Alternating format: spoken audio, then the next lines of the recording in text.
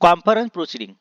Conference proceeding શૈક્ષણિક કે વૈજ્ઞાનિક પરિષદ દરમિયાન રજૂ થયેલા સંશોધન પેપર, લેખ, ભાષણો અને ચર્ચાઓનો સંગ્રહ છે.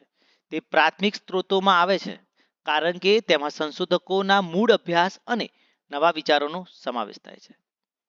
અર્થ: કોન્ફરન્સ પ્રોસિડિંગ એ એવો પ્રકાશન છે જેમાં પરિષદ દરમિયાન રજૂ થયેલી સામગ્રી એકત્રિત કરીને પ્રકાશિત કરવામાં આવે છે.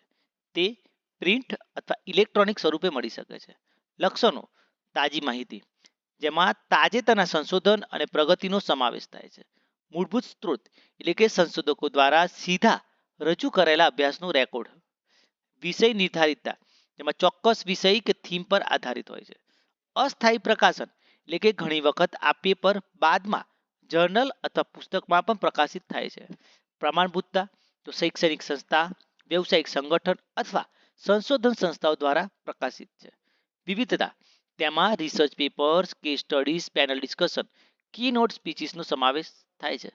પ્રકારો: એબ્સ્ટ્રેક્ટ પ્રોસિડિંગ, જેમાં માત્ર પેપરના સારાંશ પ્રકાશિત થાય છે. ઉદાહરણ તરીકે book of abstract. Full paper proceeding, જેમાં પૂર્ણ સંશોધન પેપર પ્રકાશિત થાય છે. ઉદાહરણ તરીકે ILA કોન્ફરન્સ પ્રોસિડિંગ.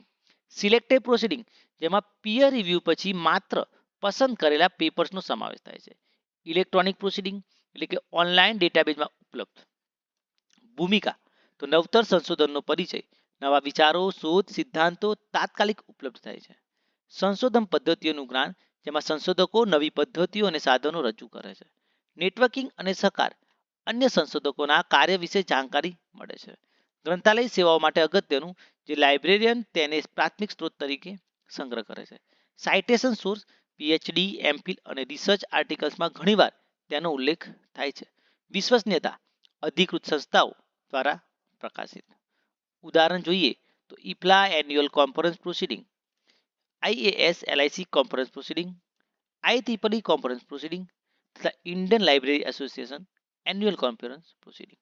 નિષ્કર્ષ: તો કોન્ફરન્સ પ્રોસિડિંગ સંશોધન માટે અત્યંત મહત્વપૂર્ણ છે કારણ કે તે સૌથી પહેલા તાજી માહિતી પ્રદાન કરે છે. તે લાઇબ્રેરી સાયન્સ ક્ષેત્રમાં પ્રાઇમરી સોર્સનું એક મુખ્ય સાધન છે.